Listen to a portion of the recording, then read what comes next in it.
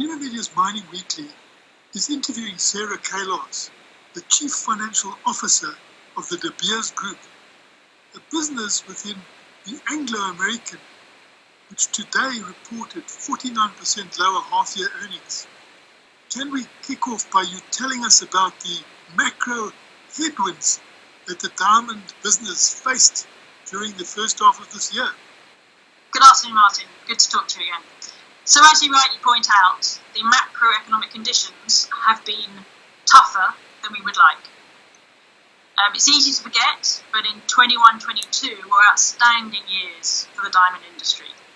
And we've come off that a bit. You'll recall there was fiscal stimulus in the US, and as that's unwound, that has provided a bit softer environment, softer conditions for the diamond market.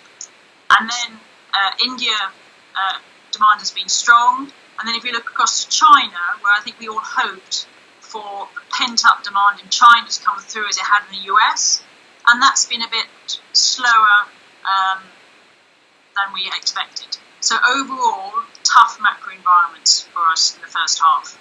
Clearly, diamonds are a discretionary purchase, and consumers got to feel confident to go out and purchase their diamond. And I think indeed the macro is a tough environment for us all at the moment. We're really looking for signals, particularly in the US and China, to see how that flows through the end of this year. I think if we take a step back, we still remain confident of the long-term supply-demand fundamentals. We know demand is going to grow. We know that more middle-class income people are going to aspire to buy diamonds, and longer-term demand, so long-term supply is going to support that demand growth in the longer term. How do you rate your half-year production performance? So production was strong. So all operations performed well, and we produced 16.5 million carats the first half year.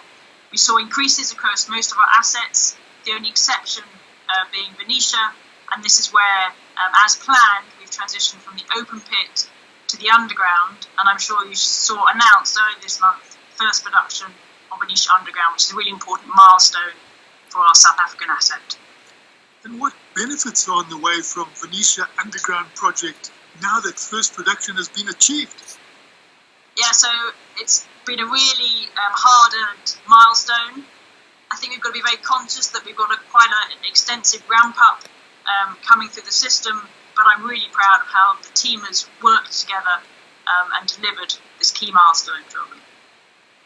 And when do you expect that all the I's will be dotted and the T's crossed in the extension of the Botswana partnership to 2043?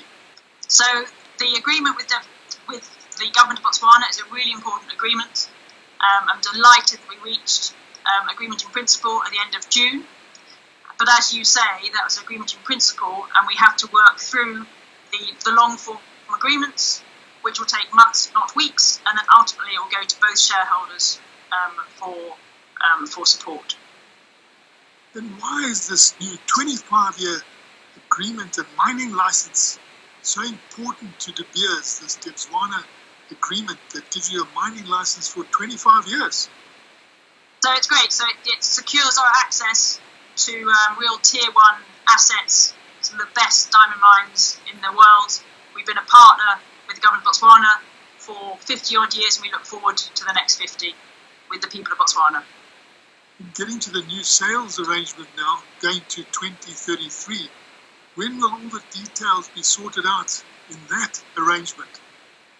So for us, it's been very much a negotiation of two halves of the sales agreement and the mining license. And they're both being progressed in parallel. But I think it was great at the end of June we did agree to maintain the sales agreement on the previous terms until the new sales agreement is fully signed. And then looking at the Diamonds for Development Fund, what benefits will accrue for the people of Botswana with the initial $75 million investment? Yeah, absolutely. So this is a 1 billion pooler. Initial investment that we have committed to the fund. The fund will be run independent of De Beers, so independent governance, and we really look forward to making those first steps, setting up the fund, setting up the governance. And I think the website's open today, so people can start expressing their interest.